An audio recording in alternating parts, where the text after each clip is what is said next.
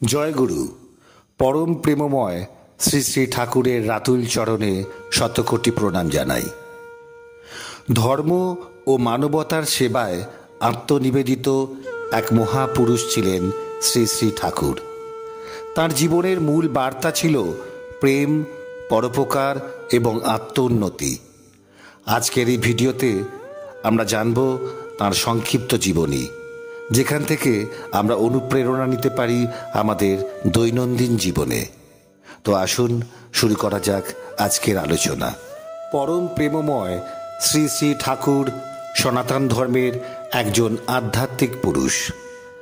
বাংলা 1295 সনের 30শে ভাদ্র পাবনা জেলার অদূরে পদ্মা নদীর তীরে হিমায়তপুরে তিনি আবির্ভূত হন। ঠাকুরের পিতা শিবচন্দ্র ছিলেন নিষ্ঠাবান ব্রাহ্মণ। তার জননী মনমোহিনী দেবী ছিলেন একজন সতীসাধ্যী রমণী। তিনি উত্তর ভারতের যোগী পুরুষ শ্রী শ্রী হুজুর মহারাজের শিষ্যা। শ্রী ঠাকুর মায়ের কাছেই দীক্ষা গ্রহণ করেন। পদ্মা নদীর তীরে হিমায়তপুর গ্রামেই ঠাকুরের শৈশব, বাল্য ও কৈশোর অতিক্রান্ত হয়। পিতামাতার প্রতি ছিল তার গভীর শ্রদ্ধা। একবার পিতার অসুখের সময় সংসারে খুব অর্থকষ্ট দেখা দেয়। বালক ঠাকুর এগিয়ে এলেন সংসারের হাল ধরতে। তিনি প্রতিদিন 2.5 মাইল হেঁটে গিয়ে শহরে মুড়ি বিক্রি করে সে অর্থ দিয়ে পিতার জন্য ঔষধ আনতেন, পথ্য আনতেন। মায়ের প্রতিও ছিল তার অগাধ ভক্তি। মা বাবার মুখে হাসি ফোটাতে সকল কষ্ট তিনি অকাতরে সইতে পারতেন। হিমায়তপুর পাঠশালায় পাঠ সমাপ্ত হলে তিনি পাবনা ইনস্টিটিউটে ভর্তি হন। সহপাঠীদের কাছে ঠাকুর ছিলেন প্রিয় পাত্র। কেউ তাকে বলতেন প্রভু, আবার কেউ এক ধাপ এগিয়ে বলতেন ঠাকুর আমাদের রাজা ভাই। পাবনা থেকে নৈহাটি উচ্চ বিদ্যালয়ে এলেন শ্রী শ্রী ঠাকুর। এখান থেকে প্রবেশিকা পরীক্ষায় তিনি মনোনীত হন, কিন্তু সে পরীক্ষা দেওয়া আর তার ভাগ্যে ঘটেনি। এক দরিদ্র সহপাঠীর পরীক্ষার ফিসের টাকা জোগাড় করতে পারেনি দেখে ব্যথিত ঠাকুর নিজের টাকাটা তাকে দিয়ে দেন। মায়ের ইচ্ছা পূরণের জন্য এরপর তিনি কলকাতার ন্যাশনাল মেডিকেল কলেজে ভর্তি হন। পিতা অসুস্থ, সংসারে দারিদ্র্যের কালো ছায়া। তাই কলকাতায় শিক্ষা জীবন ছিল ঠাকুরের জীবন সংগ্রামের সময়। টাকার অভাবে ঠিকমতো খাওয়া দাওয়া পর্যন্ত জুটত না। কখনো রাস্তার ধারের কল থেকে জল খেয়ে কাটাতে হতো। আবার আর্থিক কষ্ট থাকলেও ঠাকুরের ছিল মধুর অমায়িক ব্যবহার। তার ব্যবহারে মুগ্ধ হয়ে প্রতিবেশী ডাক্তার হেমন্ত কুমার চাটুর্যে ঔষধসহ একটি ডাক্তারি বাক্স তাকে উপহার দেন। ঠাকুর ওই ঔষধ দিয়েই শুরু করেন কুলি মজুরদের সেবা। সেবার আনন্দের সাথে যে সামান্য কিছু অর্থ আয় হতো, তাতেই ক্রমে ক্রমে তার অর্থকষ্টের অবসান হয়।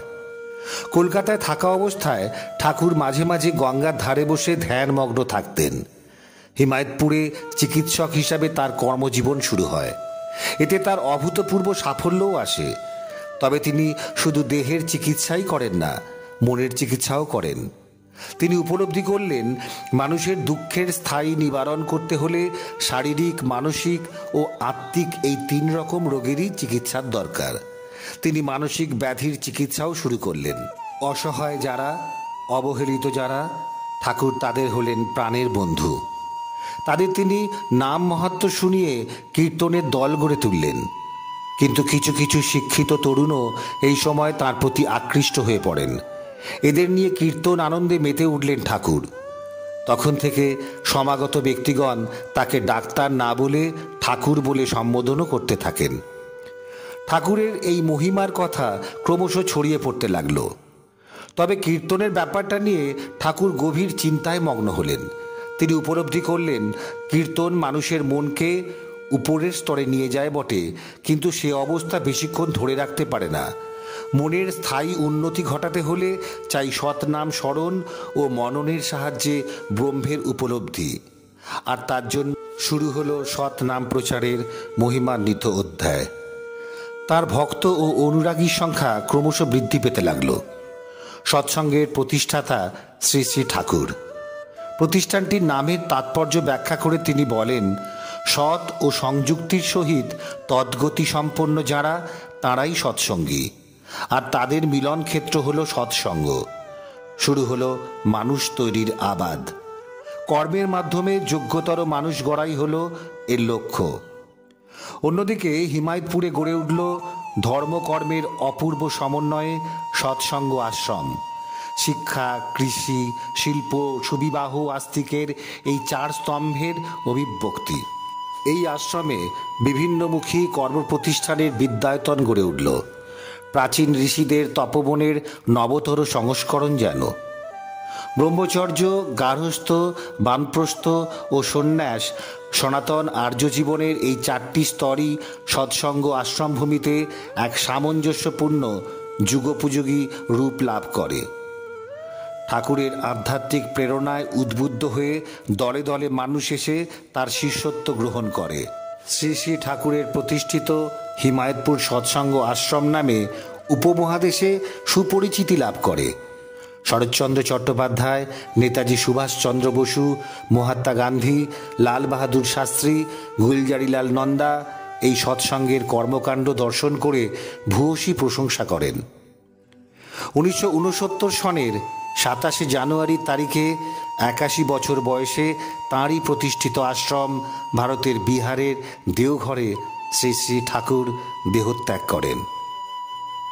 তাঁর রচিত গ্রন্থাবলীর মধ্যে পুণ্যপুঁথি, চলার সাথী, সত্যানুসরণ, নানা প্রসঙ্গে, কথা প্রসঙ্গে, বিবাহ বিধায়না, শিক্ষা বিধায়না, নিষ্ঠা বিধায়না, বিজ্ঞান বিধায়না, বিজ্ঞান বিভূতি, সমাজ সন্দীপনা প্রভৃতি উল্লেখযোগ্য।